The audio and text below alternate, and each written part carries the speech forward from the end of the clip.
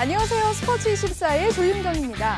올 시즌 무서운 기세로 K리그를 호령하는 전북이 아시아 정복에 나섰습니다. 라이벌 서울을 꺾고 아시아 챔피언스리그 결승에 올랐는데요. 통산 두 번째 우승에 도전하는 전북의 경기를 빅매치 하이라이트로 준비했습니다. 함께 보시죠. 아시아 챔피언스리그 준결승 2차전 전북과 서울이 만났습니다. 서울이 전북의 측면을 틉니다. 전반 17분 홈을 여는 아드리아노. 서울이 1대0 앞서갑니다. 그러나 후반 13분 김신욱이 주고 로페즈가 돌아섭니다. 오른발 슛! 1대1 전북이 균형을 맞춥니다. 고광민의 이 멋진 골이 터지면서 서울이 승리합니다. 하지만 결승 티켓은 1차전에서 4대1 대승을 거둔 전북이 가져갑니다. 토트넘의 손흥민은 유럽 챔피언스 리그에서 친정 나들이에 나섰습니다. 손흥민이 빼주고 얀센의 슛! 그러나 옵사이드 깃발이 올라갑니다. 팽팽하게 맞선 두 팀. 토트넘의 헤딩슛은 크로스바를 맞고 나옵니다. 그리고 레버쿠젠 치차리토의 슛을 토트넘 골키퍼가 잡아냈는데요. 골라인을 완전히 넘어가기 전에 막아냈습니다. 결국 0대0 무승부. 레버쿠젠 팬들의 야유와 욕설에도 손흥민은 후반 44분까지 최선을 다했습니다.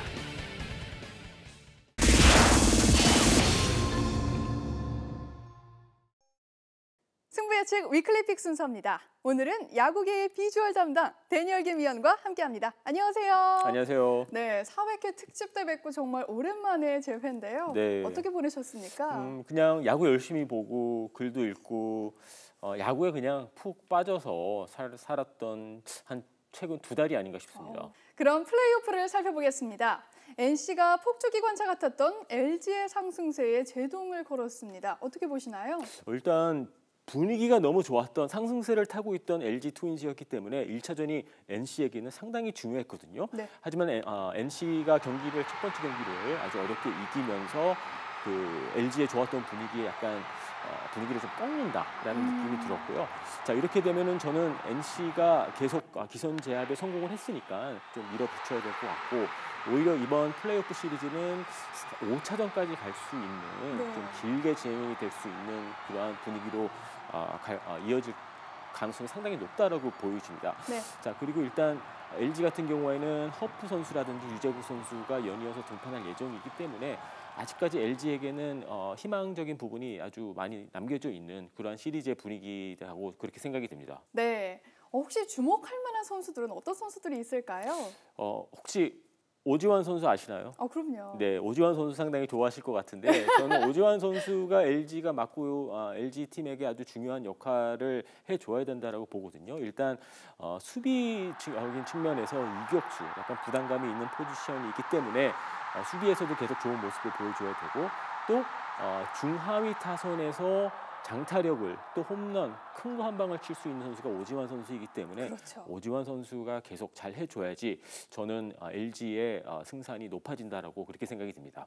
자, 과연 어느 팀이 한국 시리즈 무대에 오를지 기대가 되는데요. 이렇게 가을 야구가 풍성하게 진행되고 있지만 이 가을 야구를 일찌감치 접어야 했던 팀들에게는 이 칼바람이 몰아치고 있습니다. SK와 넥센, 사령탑이 모두 물러났죠. 어떻게 네. 보십니까? 일단 김용희 감독 그리고 염경엽 감독이 유니폼을 벗게 됐습니다. SK 같은 경우에는 현재 민경삼 담장이 미국으로 가서 출장 중인데, 미국을 간 이유가 외국인 감독 후보와 인터뷰를 진행을 한다라고 해요. 그렇기 때문에 일단 발빠르게 움직이고 있는 SK 와이번스고요. 넥센 같은 경우는 준 플레이오프에서 LG에게 시리즈를 내주자마자 갑자기 염경엽 감독이 사퇴 의사를 밝히면서 네. 불똥이 떨어졌다고 해야 되나요? 약간 그런 느낌이 들었는데, 넥센 같은 경우는 워낙 그 안정적으로 보이지 않게 구단을 운영하는 그러한 시스템을 갖춘 팀이기 때문에 네. 제가 봤을 때 지금 언론에는 밝혀지지 않고 있습니다만은 프런트, 즉 단장 또는 구단주가 보이지 않게 움직이고 있고, 지금 후보군을 좀 이렇게 추리면서 움직이는 것으로 보여지고 있고요. 염경엽 감독을 선임을 했었을 때 그 말 그대로 깜짝 발탁이었거든요. 그렇죠. 그래서 넥센 같은 경우에는 뭔가 또 한 번의 서프라이즈를 준비하고 있지 않을까. 그리고 SK 와이번스 같은 경우에는 이제 외국인 감독을 선택을 하게 될 가능성이 저는 상당히 높다라고 봅니다. 네, 새롭게 지휘봉을 잡게 될 감독은 누가 될지 조금 더 지켜봐야 되겠습니다. 지금까지 데니얼 김 위원이었습니다. 그럼 위클리픽 본격적으로 승부를 예측해 보겠습니다. K리그 서울과 상주의 경기입니다. 3연승을 질주한 서울은 이제 전북과 승점이 같아졌다. 챔피언스 리그 이후 3일 만에 치르는 경기이기 때문에 체력적인 부담이 있지만 상주 역시 주전 선수들의 전역으로 부담스럽긴 마찬가지이다. 따라서 이번 경기 서울의 승리를 예상했습니다. 프리미어리그 맨체스터 시티와 사우스햄튼의 경기입니다. 리그 선두인 맨시티는 최근 1무 1패를 거두며 주춤했다. 반면 사우스햄튼은 3승 1무를 거두며 분위기가 좋다.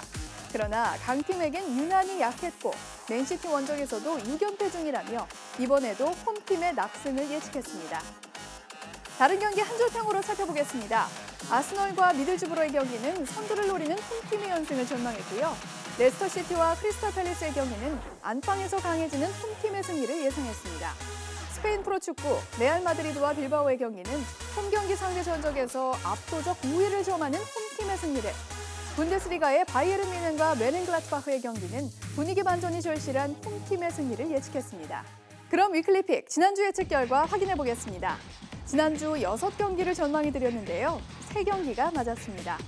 프리미어리그에서는 아스널이 스완지 시티를 3대2로 꺾었고요. 스페인에서는 바르셀로나와 아틀레티코 마드리드가 안방 대승을 거뒀습니다. 이번 주 경기도 기대해 보겠습니다.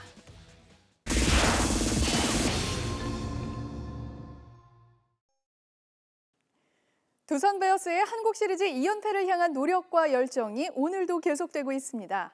이렇게 올 시즌 정규 시즌 우승을 일궈내며 마운드를 묵묵히 지켜낸 선수가 있는데요. 장꾸준으로 불리는 이 선수, 현장 인터뷰에서 만나보겠습니다. 지금 해야 돼요? 네. 이런 거 못하는데 어째 스포츠 24를 했죠. 여러분은 지금 YTN 스포츠 24를 시청하고 계십니다.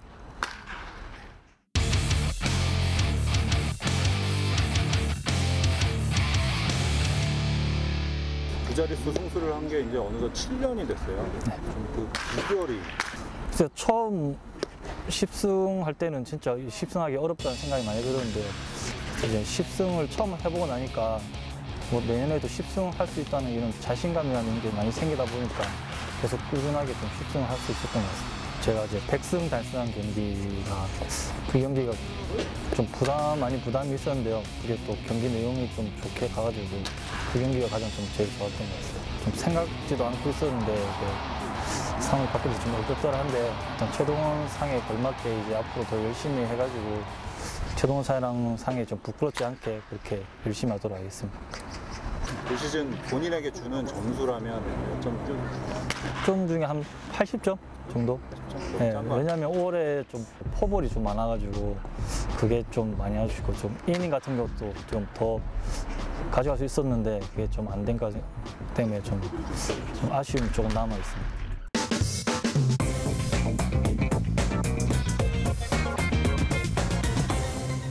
15승 4명이 이제 정말 드문 일이었고 그 중에 이제 계속 그래서 장원준 선수한테 이제 등판할 때마다 좀 눈길이 쏠렸는데 처음에는 진짜 저희 의식을 하나도 안 하고 있었는데요. 이제 뭐 언론 쪽에서라든지 주위에서 이제 계속 15승 하면 해야 된다고 이렇게 하니까 저도 뭐 이게 좀 부담 아닌 부담도 많이 가지고 있었는데 뭐 그게 또 운 좋게 또 15승 하게 돼가지고 좀 마음의 짐을 덜었던 것 같습니다. 아까 유희관 선수랑 인터뷰를 하면서 좀 뒷짐을 들은 게 있는데 우승하면은 준비하고 있는 세리머니가 있다고 그러더라고요.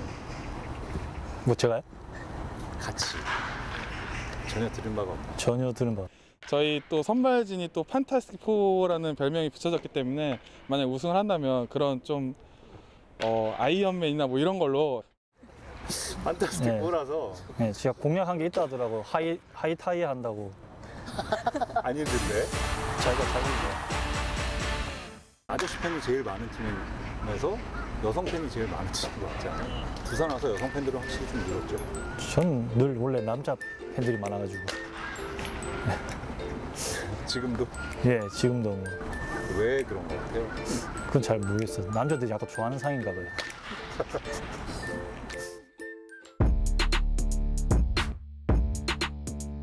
어떤 선수로 좀 기억이 되고 싶어요? 30대를 접어들었으니까요. 제가 생각한 건 뭐 한 40까지는 생각하고 있고 뭐 은퇴할 때쯤에는 뭐 최고였던 선수도 좋지만 최고보다는 뭐 항상 경기에 최선을 다하고 맡은 바에 소임이 다한 뭐 그런 열심히 하는 선수로 이렇게 기억에 남았으면 좋겠어요. 네, 뭐 올 시즌에 저희 팀이 다 똘똘 뭉쳐가지고 또 정규 시즌 우승이라는 큰 업적을 남겼는데요. 이제 한국 시즌가 남았는데 지금 또 준비를 잘 해가지고 올해도 또 꼭 2연패 할 수 있도록 이렇게 열심히 잘 준비하도록 하겠습니다.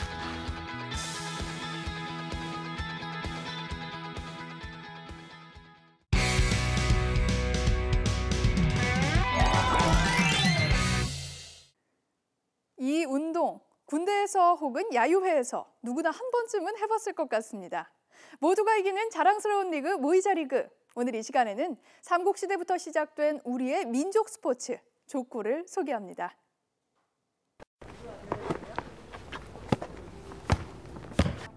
족구하고 앉아있네. 갓 전역해 면박을 받던 복학생은 환상적인 족구 실력으로 캠퍼스의 영웅이 됩니다. 영화 족구왕 얘기입니다. 연애 감정도 취업 걱정도 있게 하는 족구. 그 매력에 빠진 사람들이 현실에도 많습니다. 불타는 금요일 야족의 한창인 동호회입니다. 1m 높이 네트와 공만 있으면 웃음꽃이 끊이질 않습니다. 팀워크와 경험이 중요한 만큼 여자팀이 오합지졸 아저씨 팀을 가볍게 제압합니다. 만족합니다. 이 정도 점수 낸 거.